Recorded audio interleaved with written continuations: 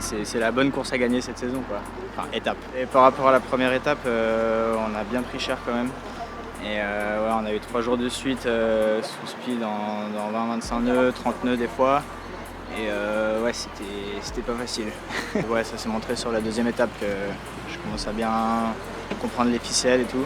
Quand tu sais que tu es en tête à 3-4 jours de l'arrivée, tu commences à te faire des films et tu tombes dans de la pétole et tu te dis ah mais les autres c'est sûr ils ont 25 nœuds sous spi et alors qu'on a tous plus ou moins les mêmes phénomènes quoi. Mais enfin, ça fait 4 jours que je suis en méga stress à cause de ma position et c'est bien d'être là premier. Ouais.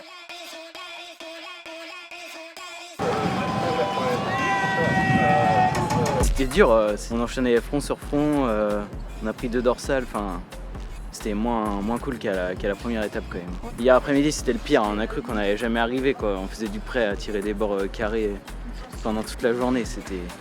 Le jour d'avant on faisait 200 000 et hier on a fait 70 000 dans la journée quoi.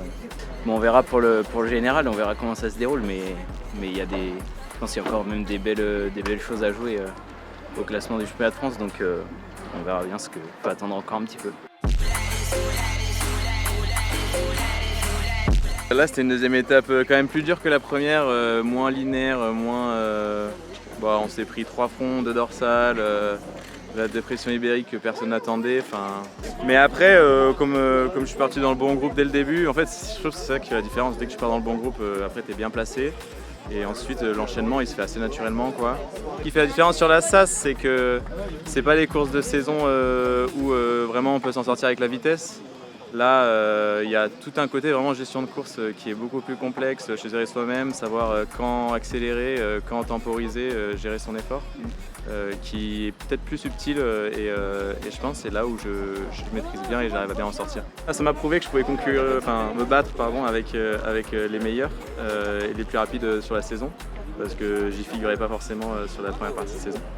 Et du coup ouais, c'est de bon augure pour la suite et j'ai bien hâte des entraînements d'hiver et puis la saison prochaine qui arrive, même si on va quand même prendre le temps de savourer cette victoire et ce deuxième podium, parce qu'une 3e place c'est déjà incroyable.